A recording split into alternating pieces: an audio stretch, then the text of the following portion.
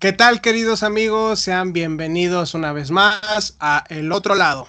Así es, yo soy Pedro, su psicólogo de confianza, y bueno, en este programa con dos sencillas herramientas que son psicología y filosofía, temas relacionados a la cultura del horror, la fantasía y la ciencia ficción.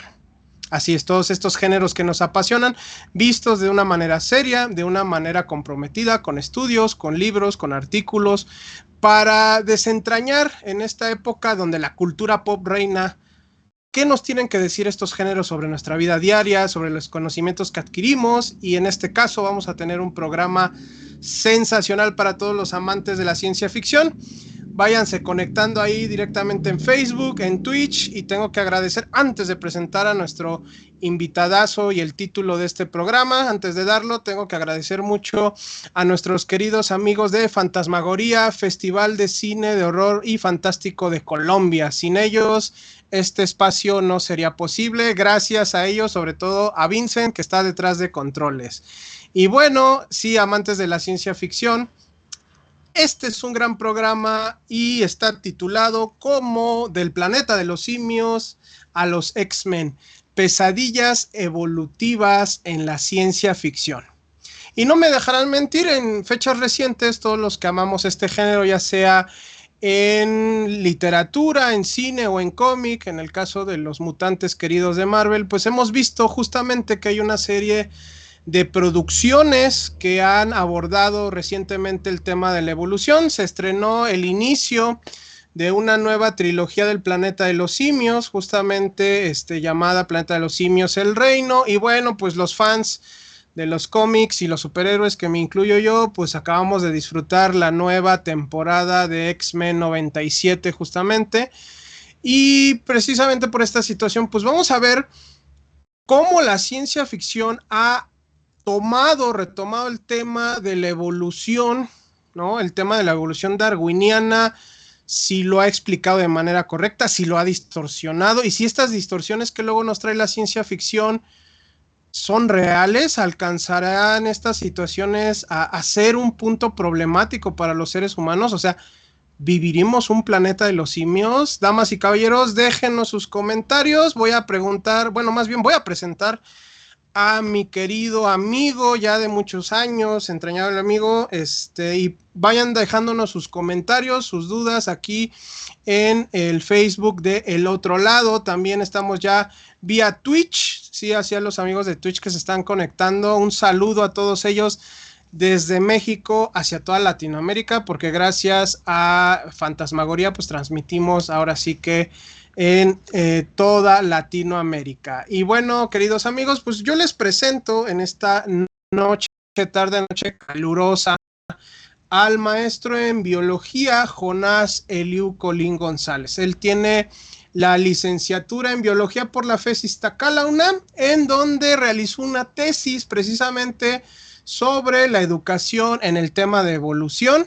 Posteriormente, él tiene una maestría en biología, donde su trabajo se desarrolló en el uso de bacterias en los procesos de biodegradación. Durante la maestría ha tomado formaciones sobre biología molecular y ha desarrollado, estuvo un tiempo trabajando precisamente en el sector privado en temas de el uso de bacterias o en los temas de biodegradación, composta, todas estas situaciones muy importantes, sobre todo el tema de biodegradación, pues para la ecología y el ambiente. Entonces, Jonás, querido amigo, entrañable amigo, un gusto tenerte aquí en El Otro Lado, Jonás. Un gusto que me hayas invitado, Pedro, pues aquí estamos en el programa a ver qué podemos aportar. Yo sé que vas a aportar muchísimo. En algún momento ya hablamos justamente en épocas pasadas. Tuve la oportunidad de tener un conversatorio con mi querido amigo Jonás sobre el tema del realismo de Jurassic Park, ¿no? Yo creo que Jonás se va a acordar muy bien sobre esa charla que tuvimos también aquí en Facebook Live. Y bueno, pues ya para meternos ya en materia de este tema tan apasionante, pues voy a hablar de algunos aspectos, algunas historias de ciencia ficción que retoman el tema de la evolución para posteriormente que nuestro gran invitado nos comente, bueno, qué es esto de la evolución. Pero bueno, la ciencia ficción desde sus orígenes, por ahí hay una polémica de ciertos expertos donde surge, por ahí califican con el moderno Prometeo de Mary Shelley Frankenstein como la madre alumbradora, otros argumentan sobre los textos de Verne, de G. Wells, por ahí más centrado el siglo XX, Hugo Gernsback, pues este gran editor de revistas de ciencia ficción, se le atañe el título o el padrino o el que le da el bautismo de ciencia, de science fiction, ahí en Norteamérica, este género de especulación y pues también perteneciente a la fantasía. Y bueno, no es raro que la ciencia ficción desde sus orígenes a finales del siglo XIX, principios del XX, haya retomado muchas teorías o muchos constructos científicos para construir sus historias o para desarrollar sus narrativas.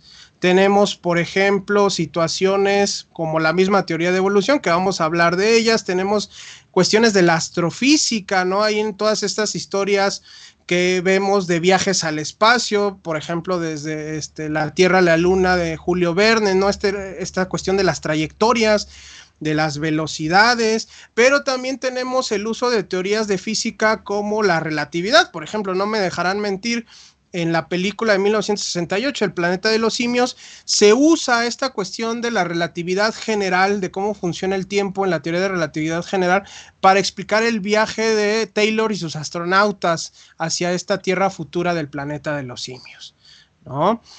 Usamos también situaciones, actualmente está muy de moda usar este constructo del multiuniverso, los universos paralelos, que bueno, ya las cintas de Marvel Comics hicieron posible, que viene justamente de una hipótesis de un físico que en 1957 promueve esta idea de los múltiples mundos, en esta situación de que pues las ondas de probabilidad del mundo cuántico se ven reflejadas obviamente en la construcción de posibles mundos, ¿no? Entonces, la ciencia ficción, si nos remontamos también, por ejemplo, a Mary Shelley, ya se hablaba justamente del galvanismo, de esta situación que desarrolló Luigi Galvani sobre el funcionamiento de los músculos por medio de electricidad, ¿no? Ya Mary hablaba de esa situación en su moderno Prometeo Frankenstein.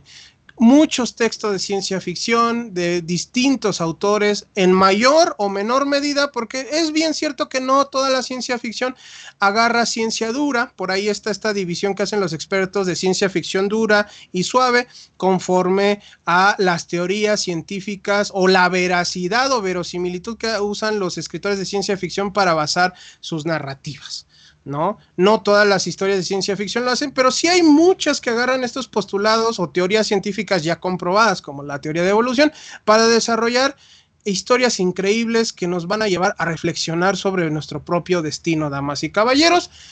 Por ejemplo, ya H.G. Wells, 36 años después de lo que es la teoría de evolución de Darwin, la teoría de evolución de Darwin fue publicada en el libro El origen de las especies en 1859, pues por ahí en 1895 H.G. Wells sacaba o publicaba su famoso libro La máquina del tiempo. En La máquina del tiempo pues ya vemos esta especulación que imaginaba o desarrollaba Wells de el futuro de la humanidad partiéndose o dividiéndose en dos entidades que eran los Morlocks y los Eloi, ¿no? Esto es como de las primeras especulaciones de la evolución.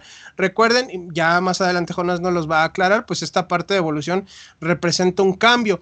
También en 1897 G. Wells tiene un ensayo que se pronuncia El hombre, o lo titula El hombre de los 1000 años, en donde él especulaba pues yo creo que ya se había emocionado con el tema de la especulación evolutiva en la máquina del tiempo, y en ese ensayo hablaba de que los seres humanos íbamos a evolucionar como una especie en 1000 años, como especie de cabezotas con bracitos, ¿no? O sea, haciendo alusión a esta cuestión del poder del cerebro, ¿no? Era como la especulación que por ahí muy locamente hacía Hewells en este ensayo de 1897.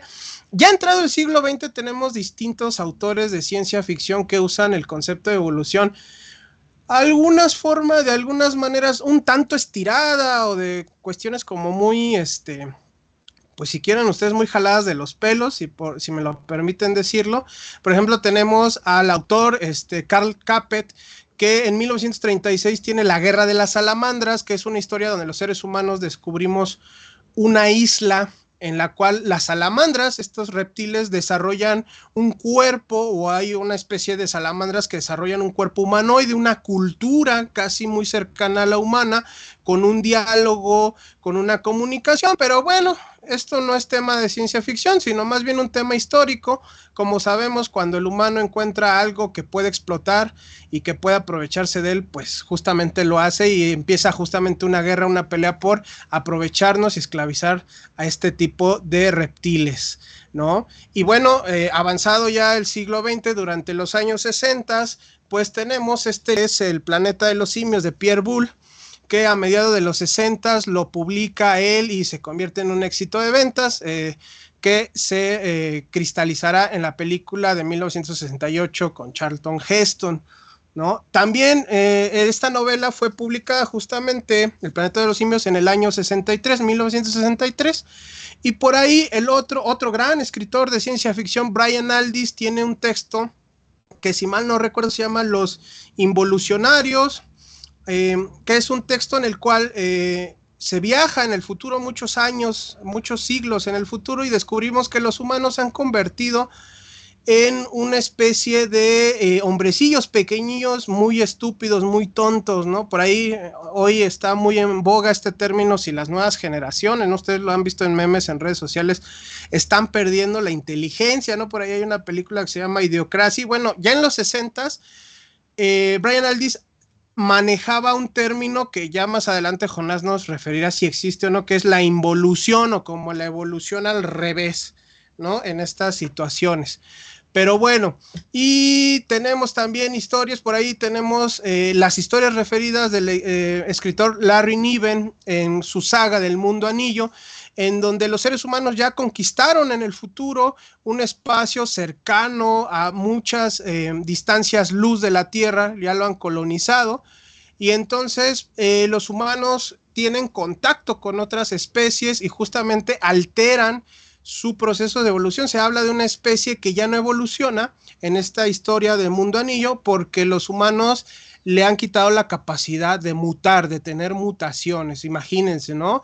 Estas especulaciones, si en algún momento el humano va a desarrollar este tipo de técnicas como para detener, y eso vamos a hablar más adelante, el proceso de evolución.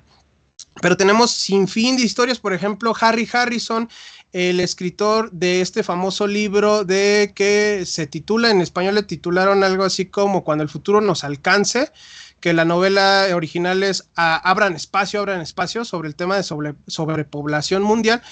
Harry Harrison tiene una trilogía que se llama Al oeste del Edén, la trilogía del Edén, en donde nos invita a especular si la especie dominante en el planeta no fuera el hombre, sino los dinosaurios. ¿Qué hubiera pasado si este meteoro no acaba con los dinosaurios y ellos evolucionan convirtiéndose en los herederos de este planeta? Y bueno, también tenemos una ganadora, por ahí déjenme buscarles entre los libros que tengo, del año 2003, ¿no? Homínidos, de Jack Shauer, que es la historia precisamente de un científico humano que al accidentar en una especie de experimento de acelerador de partículas abre un portal que le permite tener contacto con un científico neandertal de otra dimensión. En otro plano paralelo, los neandertales y no los Homo sapiens se convirtieron en los herederos del planeta.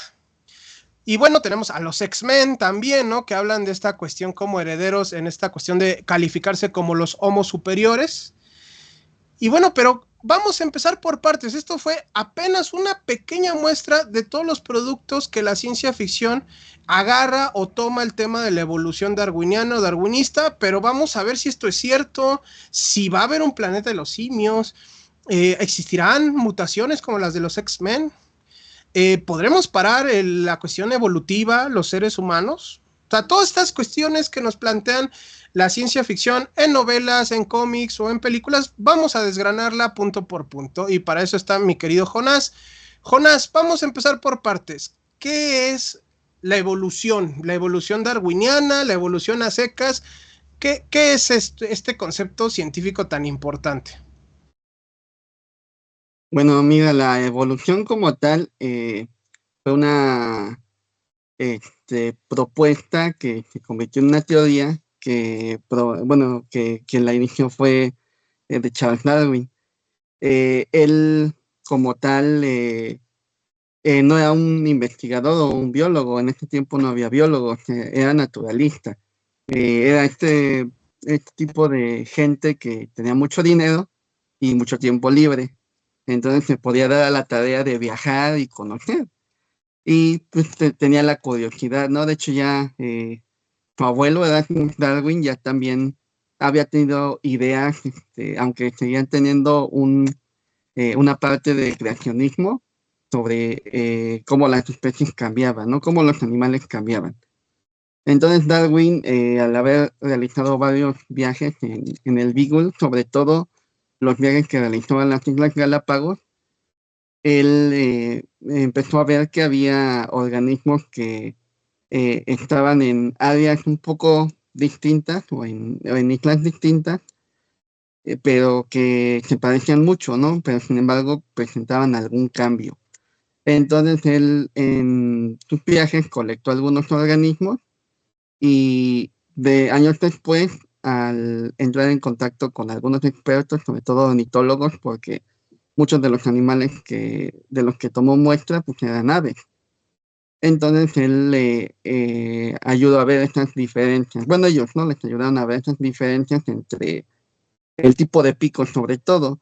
Y fue a partir de ahí que Darwin empezó a desarrollar estas ideas de que de lo que se convirtió al final en lo que es la selección natural, que es lo que él propuso en su, digamos, en lo que sería el inicio de la teoría de la evolución, que los organismos bajo ciertos ambientes, esos ambientes van a hacer que únicamente los organismos que estén mejor adaptados a los cambios que pueden ser alimentarios, climáticos, etcétera, que desarrollen apariencias y herramientas, por así decirlo, diferentes, ¿no? En este caso, por ejemplo, con el ejemplo de los picos, en algunas islas, pues un canario que se alimentaba de insectos era muy parecido a otro canario, pero que se alimentaba de frutas y su pico era distinto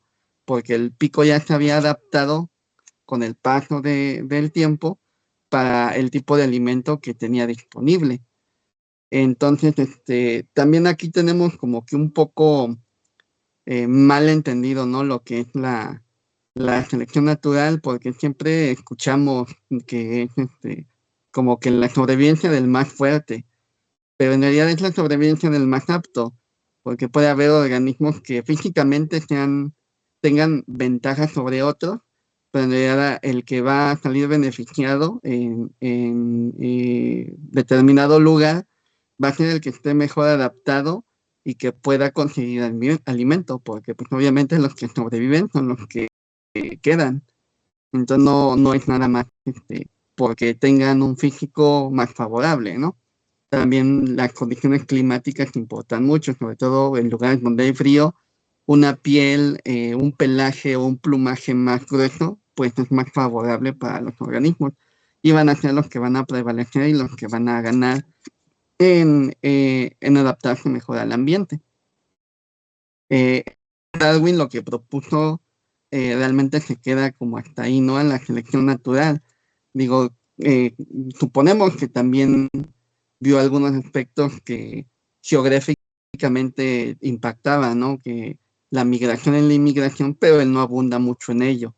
Ya no hace postulados acerca de ello.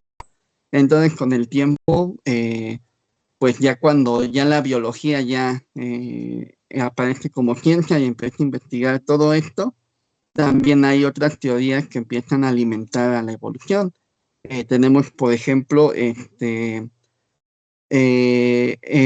una, sobre todo lo más importante aquí fue los descubrimientos de Mendel.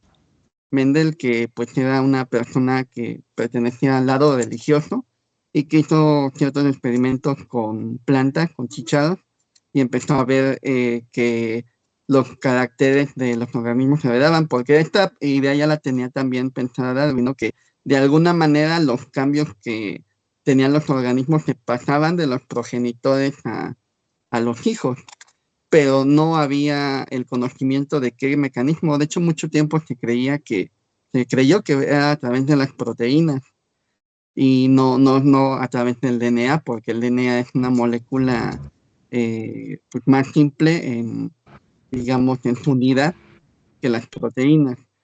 Entonces, todo este tipo de descubrimientos, el haber descubierto el DNA, cómo está formado, la teoría de Mendel ayudó a que se empezaran a congregar todo este conocimiento para realizar lo que se le llama la teoría sintética de la evolución.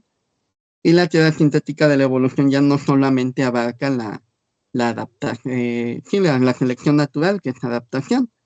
Ya tenemos ahí pues lo que sería la deriva génica, que bueno, es un término como muy rimbombante, pero para que lo entendamos de manera fácil quiere decir que en condiciones en donde los organismos en un lugar determinado se reproducen entre ellos de manera aleatoria, lo que va a ocurrir es que las características que estén más representadas, es decir, por ejemplo, tenemos en un lugar tanto algunas aves que comen fruta como algunas que comen insectos, que son muy parecidas entre sí, digamos con este ejemplo, ¿no? De lo que observaba Darwin.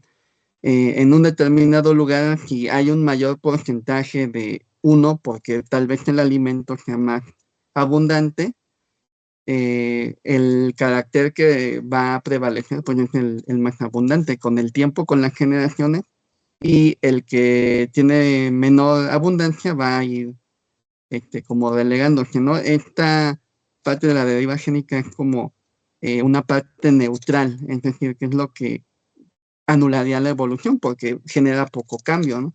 A menos que haya mutaciones, que vamos a verlo un poquito más adelante, pues el acervo genético, que es decir, nuestra variación genética, no, bueno, va a tender a poco a poco llegar como a lo más representativo, ¿no? A que se vea lo más representativo. En humanos podríamos decir, por ejemplo, que en un ambiente donde hay mucha gente de piel más oscura con poca gente de piel clara, pues obviamente la gente de piel oscura va a tender a ser la que viva más en ese lugar, o sea, la mayoría van a ser de piel más oscura.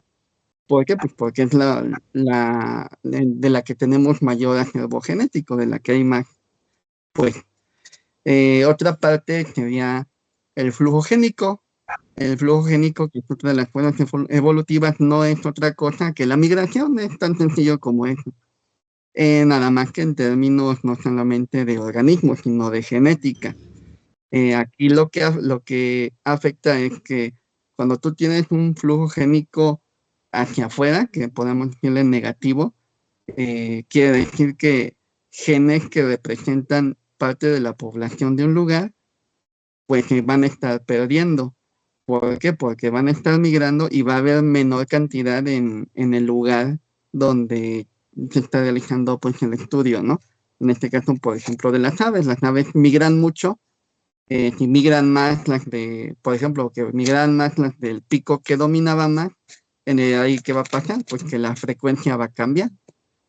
En cambio, lo que ayuda mucho ahí, pues es la inmigración, porque entre más inmigrantes haya de las aves, pues hay más mezcla de genes, el apareamiento permite que haya más variabilidad genética y esto beneficia la evolución. Son como un par, en este caso deriva génico y flujo génico, un poco opuestos, ¿no? Pero se toman dentro de las fuerzas que determinan la evolución. Una cuarta fuerza, que sería, se le llama la panmixia. La panmixia no es otra cosa que lo contrario de la deriva génica, es decir, que haya apareamiento selectivo no al azar. ¿Esto cómo se da? Por ejemplo, digamos que tenemos algo tan sencillo como que un pez, de repente algunos peces de una especie que era totalmente blanca desarrollan una rayita. Y a las hembras les empieza a parecer atractiva esa rayita.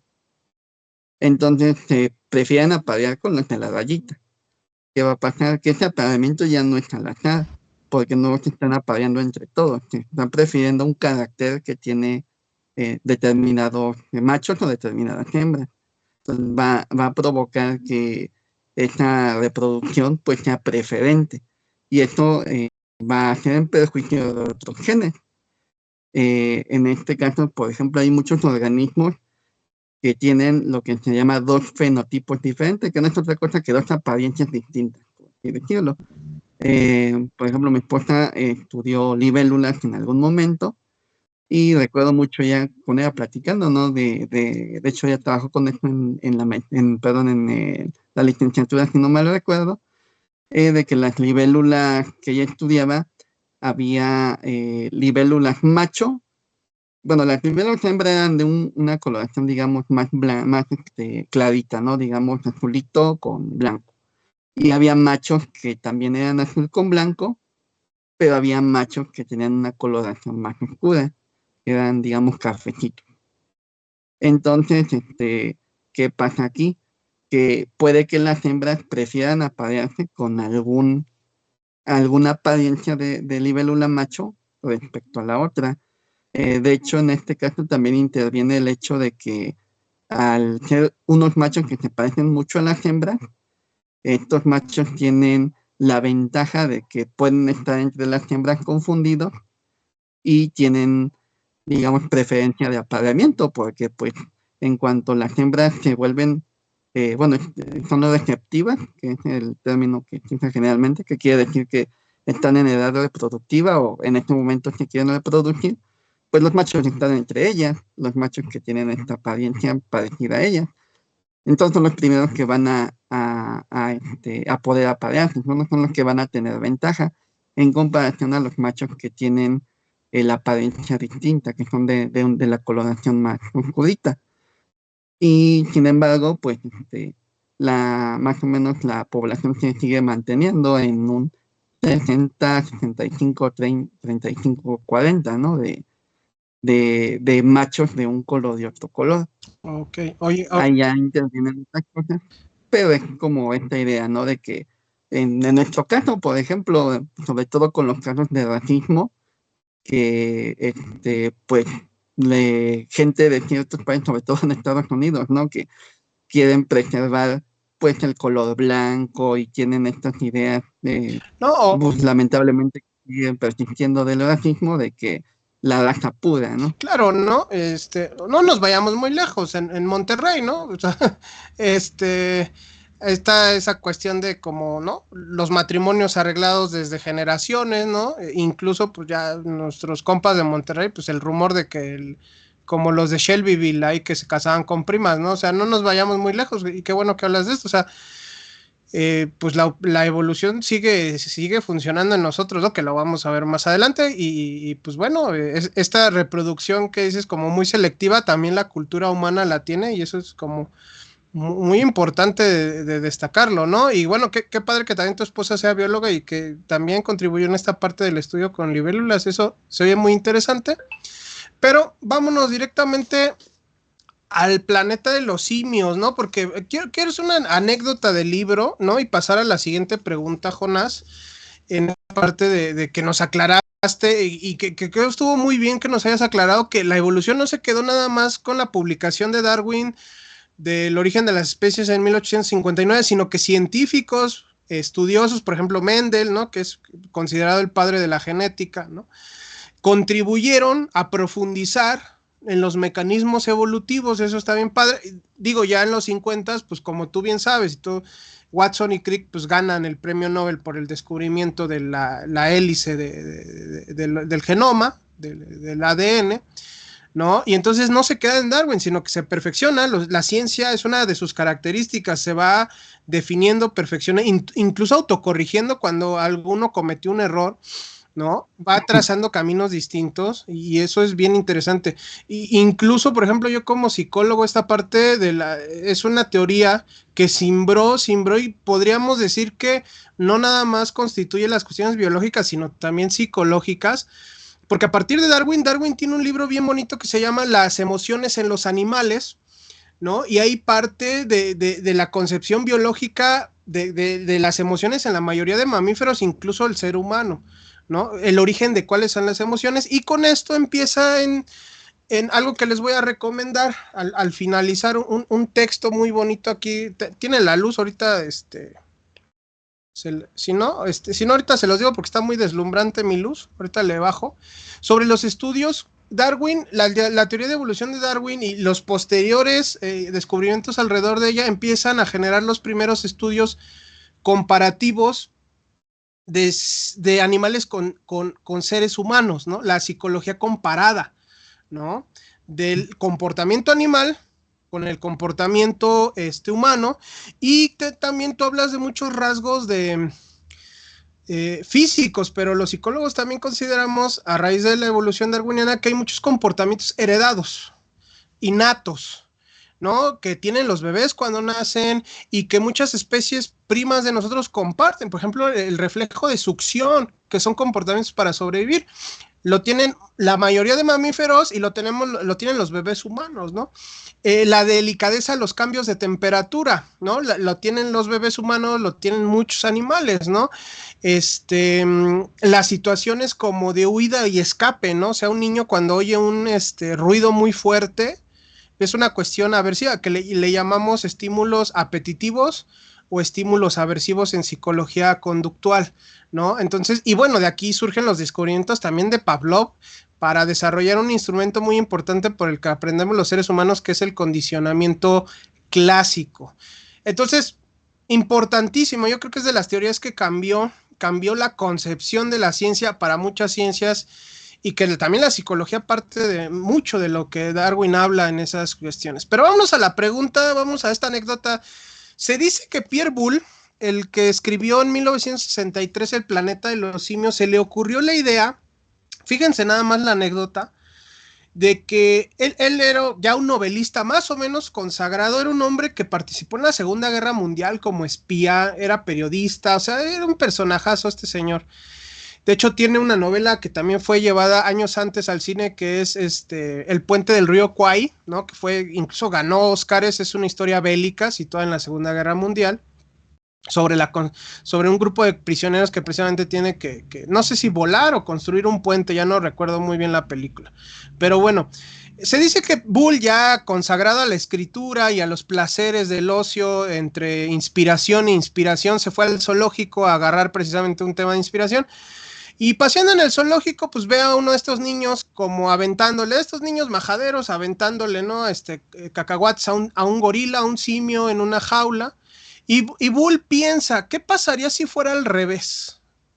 Se sienta a ver al niño, ¿qué pasaría si fuera al revés? Si el chamaco estuviera adentro y el simio le estuviera aventando cacahuates, ¿no? Que a veces con algunos niños, la verdad, sí me dan ganas de hacer esto, de aventarle cacahuates, pero va a decir que soy un mal psicólogo, entonces no le digan a nadie. Pero bueno, de ahí viene la inspiración, ¿no? Y bueno, fue un libro demasiado exitoso, tanto así que 20th Century Fox compró los derechos, los llevaron en el 68 con Charlton Heston y ya conocemos la historia, ¿no? Pero, Jonás, cuéntanos, ¿esto puede ser posible? O sea, nosotros estamos, para todos los fans del planeta de los simios, nos tenemos que preocupar de que algún día, tarde o temprano, muy lejos, una especie como los simios nos quite lo que se llama el nicho ecológico o el trono en la Tierra.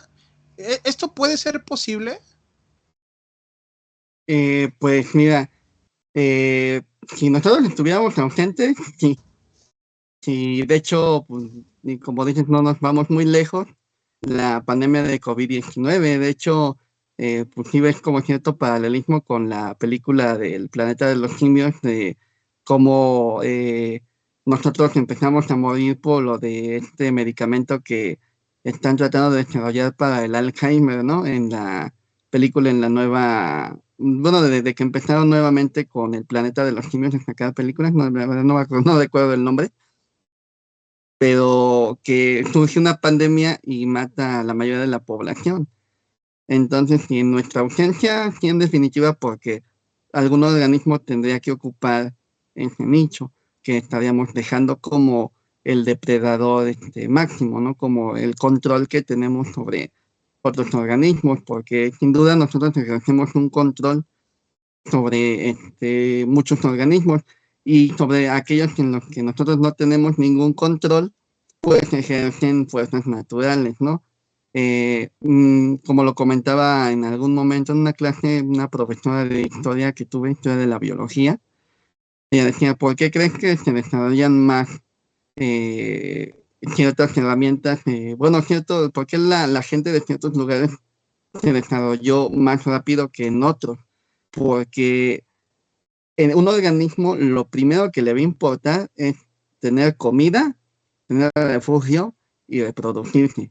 Y los animales en los ambientes, pues es con lo que batallan, porque tienen depredadores naturales, tienen que estarse cuidando, tienen que conseguir un territorio donde vivir, tienen que refugiarse del clima.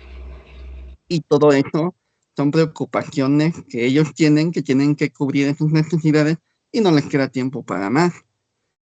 ¿Qué pasa? Porque los europeos, por ejemplo, desarrollaron tecnologías más rápido que en gente, por ejemplo, de África. ¿Por qué? Porque simplemente ellos tenían ambientes más favorables que les permitieron tener tiempo para ponerse a pensar y decir, ¿qué voy a hacer? ¿Qué puedo hacer ahora para que no me falte la comida, para que no me falte el techo, ¿no? O sea, empezaron a hacer construcciones distintas porque tenían más tiempo, simplemente es eso, que el ambiente era más favorable y pudieron desarrollarse más rápido. Y ese freno, pues la naturaleza lo tiene que, sobre todo, ¿no? En la naturaleza salvaje, y nosotros ejercemos otro tanto también en nuestros entornos. Entonces es lo que básicamente impediría, porque no somos el único animal que tiene siente curiosidad por las cosas. Como bien lo dices, los homínidos, sobre todo, los gorilas, los changuitos, tienen mucha curiosidad y han sabido resolver problemas. Saben resolver problemas, saben usar herramientas, pero ellos siguen preocupándose en sus propios ambientes por su supervivencia. Y en zoológicos, eso pues nosotros los tenemos en las condiciones que, bueno, no digo que no sean buenas, pero en las condiciones que pues nosotros los mantenemos. Entonces, si no desaparecíamos como especie, pues sería muy difícil, ¿no? Porque hay presiones tanto naturales como las que generamos nosotros. Ok, bueno, aquí ya van llegando los comentarios que voy a ir leyendo, pero bueno, mientras Jonás nos da una buena respuesta. Si usted salió del cine bien preocupado porque dice el changuito, el orangután, o sea, un día lo va a usted ver manejando, o sea, no se preocupe, eso no va a pasar porque, y qué bueno, y esto habla de un sentido sobre la existencia humana y nuestro, no sé si papel, porque bueno, desde un punto de vista material, pues la existencia humana no está predicha por nada, o sea, simplemente es como una cuestión azarosa. Pero, pues sí, nuestro papel en la Tierra o lo que estamos haciendo no deja evolucionar o no deja, ¿no? O sea, solamente hasta que desaparezcamos, como bien la nueva trilogía lo habla, precisamente está dirigida ya por Matt Reeves, que es como de... Hay un dato bien interesante en la nueva trilogía del Planeta de los Simios, que es como de las franquicias más estables en cuanto a opinión del público en esta página de Tomatitos. O sea, no tiene calificaciones bajas ninguna película desde que inició con Revolución, que es el Planeta de los Simios Revolución, que es el nuevo inicio de esta nueva trilogía. Ha sido muy estable, es dirigida por Matt Reeves, que es el director de la nueva esta de Batman. Pero hay comentarios, ¿no? Y sí, o sea, nos plantea, antes de pasar a los comentarios, se me había olvidado esta parte de la plaga. Hay una plaga que empieza y nosotros, creo que fue una cuestión que todavía tenemos fresca, pues estamos sobreviviendo, podría decirse, de una plaga, de una pandemia, que en el planeta de los simios, en la segunda parte, empieza a diezmar a la población y es lo que permite a estos simios ya como alterados genéticamente, como bien dice Jonas, por este rollo del estudio del Alzheimer, pues adueñarse o empezarse a adueñar del nicho ecológico o del planeta Tierra, ¿no? Y que algo bien que me gusta mucho de esta nueva trilogía es que esta plaga tiene una característica y que es una de las cosas que en psicología comparada sí nos puede diferenciar un poquito de los simios, que es el lenguaje, porque aquí se confunde. Los animales, desde el punto de vista psicológico, tienen comunicación, no tienen lenguaje. El lenguaje tiene características simbólicas, que todavía no, que hay un proceso que se llama discriminación, un proceso de psicología conductual, de condicionamiento operante, con el que se nos enseña a leer, que se llama discriminación. Hay experimentos bien interesantes con palomas que hace Skinner, como que les enseñan a discriminar fotos de personas, o la discriminación es que tú te des cuenta de estímulos diferentes. Una letra y un símbolo puede ser un estímulo diferente, ¿no? Esa es la discriminación. Entonces Skinner les enseña a las palomas a distinguir cosas y de ahí se agarran experimentos muy interesantes, como por ejemplo que una paloma pueda distinguir fotografías de personas de otro tipo de fotografías donde no están las personas. Ese es el principio con el que opera el lenguaje, que nosotros sepamos distinguir símbolos que se llaman letras, discriminar según lo que se nos pida, escribir, leer, hablar, etcétera. Pero los animales llegan a un punto en donde se atoran y no pueden discriminar más complejamente los símbolos. O sea, por ejemplo, para nosotros una letra significa muchísimas cosas o se discrimina de distintas maneras, ¿no? Entonces me gusta mucho. En lo musical ahí también hay experimentos. En lo musical también hay animales que entienden características de la música como el ritmo o el tono o el, bueno, no me acuerdo bien de todos los términos de música que otros animales, ¿no? Fíjate, esa no me la sabía con sonidos y tonos musicales que me imagino que tienen la misma base operante, condicionamiento operante, pero me gusta mucho que en el planeta de los simios lo primero que hace esta plaga, aparte de matar a muchos, los humanos que sobreviven ya no pueden hablar ni comunicarse. Y es ahí donde entra el simio, ya con una cuestión simbólica bien interesante, todavía muy primitiva, pero a comunicarse. Entonces, hay muchos estudios y filósofos que dicen que una parte esencial del ser humano es su lenguaje. Por ejemplo, Wittgenstein lo decía, ¿no? Los límites de mi mundo son los límites de mi lenguaje, ¿no? Entonces, bien interesante esta parte. Pero tenemos preguntas y comentarios del público, Jonas, que le está gustando aquí vía Twitch. Nos están diciendo saludos. Fíjate, Damatku aquí en Twitch nos dice: una pregunta, ¿el efecto de cuello de botella es lo mismo que la deriva génica o es un efecto de esta? ¿Cómo ves ahí, Jonas? Esta ha de ser bióloga, la amiga o amigo Damatku. Saludos, Damatku. Pues tendría que ver tanto con la deriva génica como con con el flujo génico. Por decir, el efecto de botella sería que pues estos genes se están atorando en un lugar, no hay migración, porque no hay, bueno, puede haber barreras a la migración, sobre todo geográficas, ¿no? En el caso de la naturaleza, ¿no? Es lo que ocurre y evita que haya un flujo genético que pueda nutrir genéticamente a una población. Y que tiene mucho que ver ahí. Muy interesante, muchas gracias. Este es un intercambio de conocimiento muy bonito. Sigan mandándonos sus comentarios. Muchas gracias, Damatku. Red Eye 77, los cómics de Boom del Planeta de los Simios son muy interesantes. Sí, o sea, hay un universo bien expandido. Estos cómics de Boom, por ejemplo, ya juntan al Planeta de los Simios con los Linternas Verdes, con King Kong, o sea, unas cosas bien locochonas. Se recomiendan mucho este tipo de cómics también. El Dr. Heber West nos dice, no, Red Eye 77, hay un virus de ciencia ficción. Los virus de ciencia ficción son muy llamativos, creo que sería para otro programa. El de la amenaza Andrómeda, precisamente una novela de Michael Crichton, quien es también el novelista de Parque Jurásico, que ya en algún momento hablamos de él.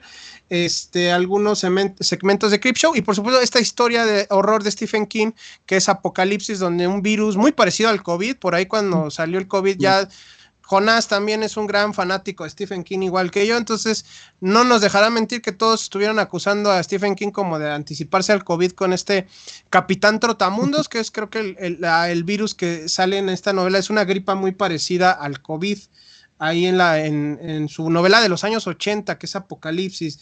Doctor Heber West. Hay un documental en Apple TV llamado The Year, el año que cambió la Tierra, que muestra imágenes durante la pandemia de COVID-19 en donde animales retornaban a hábitats naturales que fueron ocupados por humanos como tortugas en playas. Sí vimos a los venados, ¿no? A los caimanes, a los cocodrilos, y sí se nos imaginaban justamente esto que ya estamos bien condicionados y educados por la ficción, ¿no? Estas películas, estas novelas donde hay un cataclismo y que Jonás está revelando parte de verdad, porque sí, o sea, para que otra especie pueda tomar nuestro lugar necesitamos casi desaparecer nosotros por pues todo el progreso y todo lo que hemos logrado, que es muy cómodo para nosotros, pero que ha alterado, ¿no? La faz de la Tierra. Por ahí los geólogos ya le hablan a esta era geológica, el antropoceno, ¿no? La era del hombre, ¿no? Porque hemos alterado, hay evidencia ya de que nuestra presencia en la Tierra ha alterado la faz, la geografía, el clima de la Tierra, ¿no? Ya Jonás nos está hablando de esta cuestión del cambio climático, pero vamos a adentrarnos en preguntas.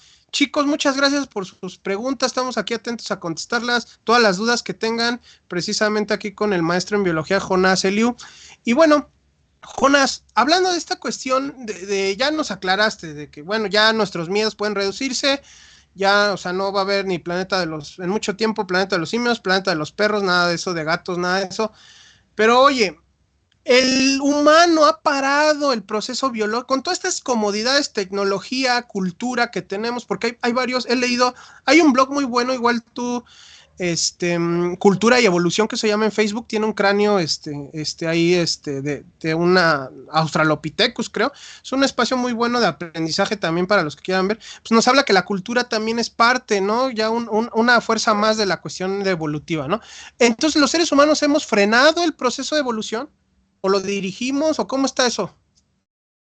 No, lo que pasa es que la evolución es un poco difícil de verla porque, y mucha gente no cree en la evolución que exista porque ocurre a lo largo de muchos, muchos años, ¿no? De miles de años, para que haya un cambio bastante significativo que sea observable.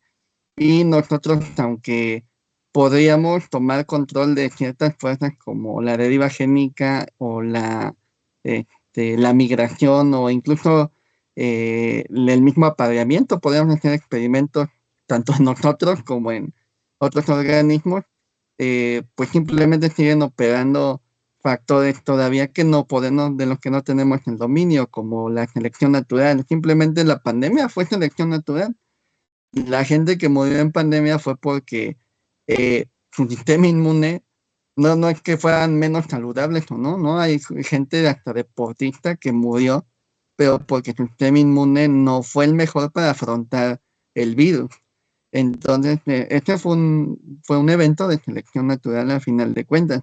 Y actualmente el calentamiento global también es algo que con el tiempo también va a generar cambios que pueden afectarnos a nosotros, y no solo a nosotros, a todos los organismos del planeta.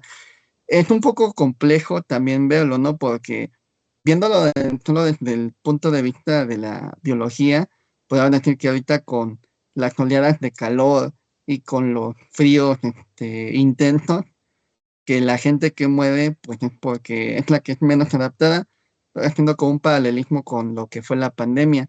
Pero aquí ya entran otro tipo de factores, sobre todo lo que son los socioeconómicos, ¿no? Porque la mayor cantidad de gente que muere en este tipo de situaciones, pues es gente que no tiene hogar, los vagabundos, la gente que es huérfano, gente que se queda sin un lugar en donde protegerse.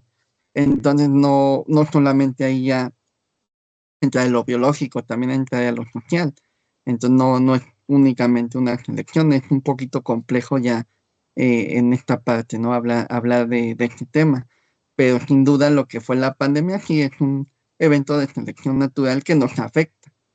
Ok, entonces no hemos frenado la evolución, para eso es que, No. De hecho, ahí porque, también ajá, otro dato que me parece importante, esto nos lo comentaba mi profesor de evolución durante la carrera, que entre los datos de los médicos en los últimos, bueno, ya tiene un tiempo de ahí, unos 10 años tal vez, en los últimos 20 30 años, se ha reportado que los niños humanos pues nacemos cada vez con la cabeza un poco más grande.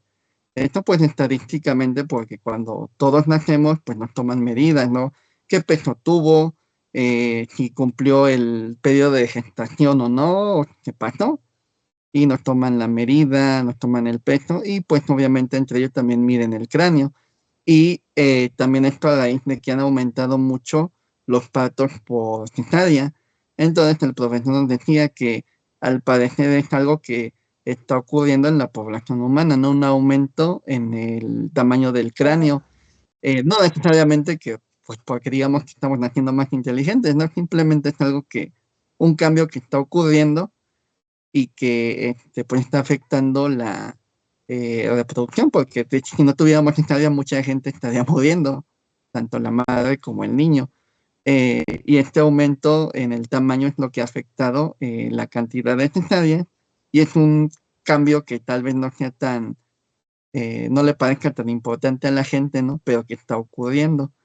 Y digo, no creo, no es como que tú digas, ay, quiero tener un hijo y le pregunto a mi pareja, pues, tiene ese gen, ¿no? De cabeza grande para ver si mi hijo puede nacer por parto natural o cesárea. oh, entonces ya estamos viendo, porque en la ciencia ficción y también en ciertos movimientos filosóficos está esta parte del transhumanismo, ¿no? Que hay mucha gente muy metida en esto, que afirma, ¿no? Que el desarrollo tecnológico ha impactado tanto que ya retrasamos el proceso evolutivo, lo frenamos, pero no. Y una prueba de un dato estadístico visible de esta parte es esto del aumento de las cesáreas por el aumento del diámetro del cráneo, ¿no? Es un rasgo que está tendiéndose a aumentar, ¿no? Eso es interesantísimo. Estamos viendo de alguna pequeñísima manera a la evolución operando. Pero entonces, Jonás, con esto, sobre todo la ciencia ficción que trata los avances tecnológicos, la fusión del hombre con la máquina, ¿no? En el cyberpunk, o el desarrollo en estas cuestiones como el biopunk, por ejemplo, que no es otro derivado de la alteración genética en los imaginarios de la ciencia ficción, ¿no? El que nos pongan un gen de un animal, o el que retiremos un gen defectuoso, o sea, nosotros vamos a poder entonces dirigir, si no hemos frenado la evolución, la podemos dirigir en algún momento hacia nuestro beneficio. Pues sería muy difícil, ¿no? Porque tal vez podamos tener el control de ciertas herramientas, pero no de lo que vamos a obtener al final de cuentas. Porque una parte importante, bueno, y aquí ya creo que sería lo adecuado tomar la parte de mutación, ¿no? Una mutación, pues como tal, está definida como un cambio en la secuencia del DNA. Generalmente las mutaciones ocurren puntualmente en algún gen, o sea, ocurren en algunos genes, ¿no? Y esos cambios, finalmente en la mutación, la mayoría lamentablemente son perjudiciales. Hay perjudiciales, hay neutros y hay benéficos, pero casi todos son perjudiciales. Hay algunos neutros como, por ejemplo, el color de los ojos. El color de ojos verde y azul, por ejemplo, son producto de mutación y digamos que sería neutra tal vez un poquito en contra del organismo porque obviamente colores de luz más claros son más sensibles a la luz del sol. Entonces, podemos nosotros, por ejemplo, tratar de controlar, como te decía, hacer un experimento y controlar el apareamiento y controlar la migración para tratar de dirigir, pero la mutación y la selección natural son fuerzas que no podemos controlar.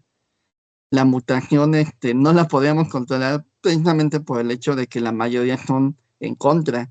La mayoría, y no sabemos si el querer mutar un gen, de qué manera va a afectar hasta que ya ocurra. Y pues bueno, obviamente eso sería inhumano, ¿no? Experimentarlo incluso en animales en cierta manera, ¿no? Dentro de lo que la biología pueda permitir, es lo que se trabaja. Entonces, sobre todo pues, con nosotros con humanos sería muy complicado, incluso aunque tuviéramos cierto control de la mutación. Digo, todos los cambios al final ocurren al azar y la mayoría son en contra y se le llaman deleterias en este caso porque generan la muerte del individuo o que que disminuyan mucho su esperanza de vida, pueden vivir meses, algunos años. Entonces no tenemos un poder, sobre todo pues con la parte de la selección natural, ¿no? Digo, con esto del COVID, pues fue un evento de selección natural. Ok, interesantísimo. Ya entramos al tema de los X-Men, que es otra parte de la cual se apropia la ciencia ficción. Ya vimos, y es bien interesante esta parte de la mutación, cuando se empieza a apropiar la ciencia ficción de este concepto de mutación. Ya vimos que por ahí ya H.G. Wells hablaba del tema de la evolución del ser humano, pero quiero mostrarles un libro, Mi Luz, que está muy deslumbrante, así es, Mundos, ¿no? Mundos Alternos, es de Editorial Almadía, porque precisamente en este texto, que es un texto resaltable por varias razones, es un texto de cuentos de ciencia ficción, primero resaltable porque es hecho por puras mujeres, y segundo, tiene el primer cuento de mutaciones de la ciencia ficción de la historia, hecho en los años 50, que se llama, aquí lo tenemos justamente, que es solo una madre, de Judith Merril, ¿no? Y esto es bien interesante, pues, porque posteriormente, en los años 60, pues surgen los X-Men, ¿no? Que es como, en los 50 surge también Godzilla y todos estos animales gigantes derivados de las mutaciones. ¿Y qué nos dice todo esto? Pues que el ser humano popularmente vio esto que Jonás está diciendo de una manera bien gráfica y negativa en la historia, con el término de mutación, con los bombardeos de Hiroshima y Nagasaki, ¿no? O sea, la gente empezó a ver el cáncer, las malformaciones congénitas, o sea, todas esas situaciones, o sea, lo pudo ver de la peor manera, ¿no? De la peor manera, perdón, con todos los noticiarios lanzando estas imágenes de los niños deformes, de las personas con leucemia, con cáncer de piel, o sea, con todas esas cuestiones, y esto permeó en el imaginario. O sea, si ustedes leen, hay como dos cuentos sobre mutaciones, el de Judith Merril y otro que no recuerdo, en esta excelente antología de mundos alternos de Almadía, que nos hablan precisamente de la mutación, y lo curioso es que uno de ellos es una mamá embarazada, esperando, ya era como una especie, no lo aclara bien el cuento, como si es un futuro casi cercano al presente, etcétera, pero empezando a ver los resultados porque estaba muy notorio el nacimiento de mutantes y ella estaba bien preocupada, ¿no? Entonces es la angustia de una mamá por la cuestión de que su hijo nazca mutado, ¿no? O sea, es una cuestión bien interesante porque ese periodo histórico nos reflejó de la peor manera lo que hace una mutación, y como Jonás dice, pues la mayoría no son X-Men, no son poderes, son perjudiciales, son mortales para el organismo este tipo de mutaciones, ¿no? Ahora, recuerdo un cómic de Marvel que es como una comedia muy negra que se llama Marvel Ruinas, donde los superhéroes realmente tienen los efectos que produciría la radiación en su, por ejemplo, Peter Parker se muere envenenado, ¿no? El Hulk se deshace, el Magneto sí tiene esta cuestión de magnetismo, pero no la controla y acaba aplastado por todos los objetos metálicos. O sea, realmente son piltrafas los superhéroes porque nos dan esta parte en ese de Marvel Ruinas de que, ojo, pues la mutación o la radiación no da poderes, ¿no? Porque en los 60 era como una cuestión mágica, ¿no? Incluso por ahí hay un cómic anterior a los X-Men que habla de Javier cachando a un niño como el señor este de los poderes mentales de los X-Men, cachando a un niño que se sabe todas las respuestas de un examen, ¿no? Como por telepatía, y él era muy natural esta parte, y él le dice con su voz telepática, pues tú eres un mutante, ¿no? Ese fue un cómic anterior a los X-Men, ¿no? Con el personaje de Magnet, de Javier. Pero se dan cuenta, todo pasó en 50 y 60 porque la gente estaba muy alterada, muy en boga por el tema de la radiación de Hiroshima y Nagasaki, ¿no? Entonces, de aquí vimos la peor cara de la mutación, ¿no? Que precisamente no es la que da poderes. Pero, Jonás, acercándonos a los X-Men, o sea, si la mutación es perjudicial, o sea, no va a haber mutaciones o no existen estas mutaciones que nos beneficien como los X-Men, así como el Wolverine, ¿no? Que, por ejemplo, no se emborracha, se cura bien rápido, o Ángel, ¿no? Que tiene unas alotas, ¿no? Y puede volar, o sea, estas cosas no van a pasar ni pasan. No, no, porque, bueno, aparte son, pues sí es como muy hiperbolizada, ¿no? Las mutaciones que nos reflejan en X-Men, porque pues es lo bonito de esta parte de la ciencia ficción, que uno, se crea esa parte de la historia con, pues un sustento, aunque no sea duro, de la ciencia, ¿no? Que, de hecho, bueno, ahí te hablan del gen mutante, que aquí en la ficción de X-Men es lo que da estos poderes, pero en realidad todos los genes pueden mutar, todos los genes son propensos de hacerlo y no hay como un gen eh, particular que te diga esto te va a dar poderes, ¿no? No hay algo que pudiera tener como una diversidad tan grande como para que te dé el poder de este Cíclope que te abre un portal de otro mundo, si no me falla, no es que lance rayos, te abre un portal, o Wolverine que se regenere, pues como bueno, rápidamente, ¿no? Digo, seguramente, pues sí, sí habrá algunos, bueno, algunos humanos que pues regeneremos las heridas dentro de lo que como humanos podemos regenerar más rápido que otros, pero no a este nivel. Y pues no alas ni este tipo de cosas porque, bueno, aunque los organismos somos genéticamente muy parecidos en un porcentaje muy alto, pues no tenemos, eh, nuestros genes no tienen estas variaciones que en los que alas. Eh, Digo, suena todavía muy forzado como que pudiéramos hacerlo en algún momento, porque aunque la ciencia ha avanzado a grandes pasos con toda la parte genética, todavía estamos apenas pues en pañales por mucho, por decirlo de alguna manera. Falta muchísima investigación.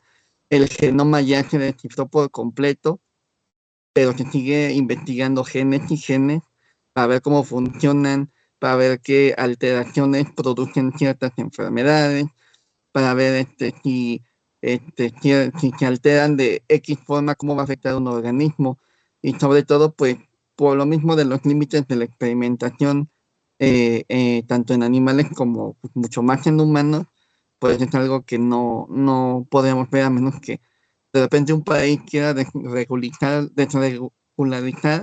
las normas acerca de la experimentación humana, por ejemplo, y que empiece a hacer todo este tipo de cosas en humanos, y que pueda empezar a ver algunos cambios, pero obviamente pues no con bueno, con el nivel que vemos en X-Men, ¿no? O un Flash, por ejemplo, que una persona que fuera súper rápido, porque tal vez podría encontrar a alguien que fuera más rápido, pero por cambios en la musculatura, por ciertas características físicas que favorezcan, ¿no? Pero no, no así tan mágico como Ok, X-Men. bueno, entonces ya sabes, si su esposo es técnico de radiología, señora, pues no va a crecerle alas, a lo mejor le da cáncer o esterilidad, pero no, De no va a hecho, la tener mayoría poderes como si. de los, digamos, de tanto naturales como artificiales, de todo lo que serían sustancias que pueden generar mutación, pues sí, pues lo que los puede generar es cáncer. Y sobre todo hay muchas cosas en las que se trabaja con lo que es la genética, se trabajan muchos químicos que pueden provocar cáncer. Entonces la gente que trabaja, yo en mi momento también cuando estaba en la maestría llegué a manejar este tipo de químicos, hay que manejar con muchísimo cuidado. Híjole, entonces no es nada bonito. Digo, qué bueno que Jonás y otras personas en nombre de la ciencia arriesgaron su vida y su integridad física, pues porque la ciencia sigue construyendo conocimiento y nos sigue también aclarando esta división que tenemos que hacer entre lo que sí se puede hacer y lo que no, y lo que se plantea en la ciencia ficción, ¿no? Que yo lo dejaría que lo más importante, sobre todo en textos como El planeta de los simios, que está muy bonito, leanlo, está, el final está muy padre. Es la alegoría de qué nos hace humanos y para dónde vamos y qué estamos haciendo con eso que nos hace ser humanos. Si hubiera una criatura parecida a nosotros, con el mismo grado de inteligencia y desarrollo cultural, ¿cometería los mismos errores que nosotros? Nuestros cultura o como civilización tienen un reparo y otras criaturas inteligentes no lo van a lograr. Podemos expiar nuestros pecados, por decirlo así. Entonces, todo este desarrollo me parece fenomenal. Por ejemplo, la última parte de las películas, esta la nueva, pues hay una cuestión muy interesante con la absorción de la tecnología o como la absorción de pueblos, ¿no? Como lo que hicieron los romanos con los griegos, por ejemplo, ¿no? Entonces, yo creo que ahí está, o sea, pierdan el miedo, no, digo, creo que sí le tenemos que tener miedo a otras fábulas de ciencia ficción como el tema de Mad Max y el calentamiento global, que ahí sí, o por ejemplo textos como de J.G. Ballard, que es sequía, ¿no? Donde ya estamos en ese escenario de cambio climático. Pero no se preocupe porque la orangután del zoológico de Chapultepec tome su lugar en su trabajo. No, no va a pasar, damas y caballeros. Y llegamos a la recta, estamos llegando a la recta final de este programa, damas y agradecemos mucho sus comentarios. Voy a intentar apagar la lucecita para mostrarles la guía de lectura de como ya es tradicional en el otro lado. Les presentamos una breve guía de lectura para que ustedes se vayan con textos de reflexión y parte de la investigación con la que desarrollamos este programita. Permítanme, voy a apagar la lucecita.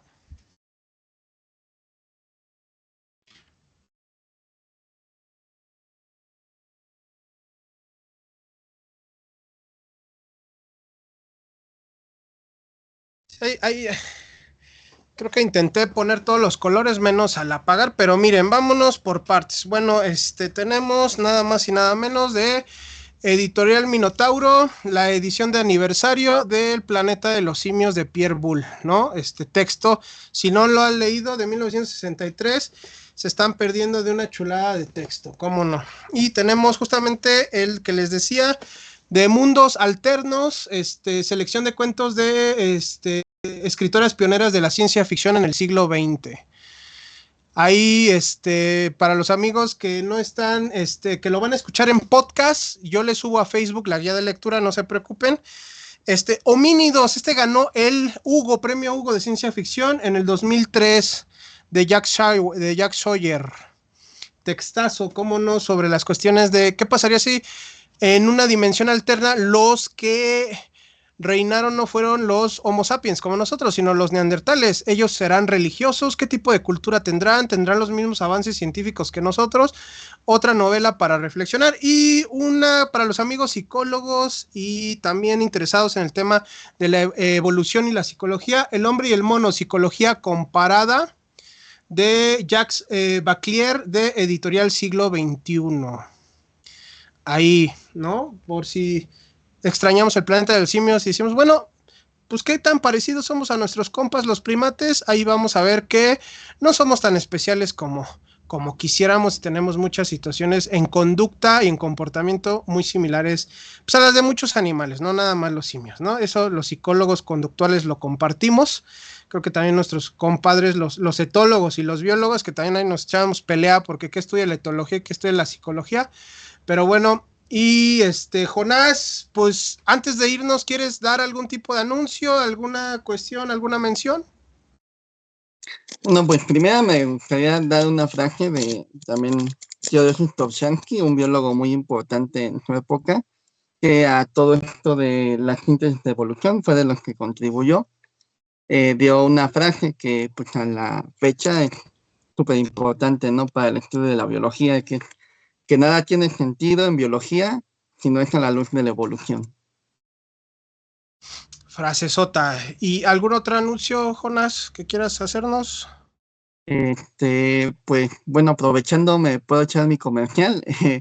Bueno, yo también pues, soy biólogo de formación y pues entre lo que me dedico ahorita es a vender figuritas de Pokémon. Nos pueden seguir en mi página, se llama La Pokebodega México en Facebook. También nos pueden seguir en TikTok, en Instagram y creo que nada más.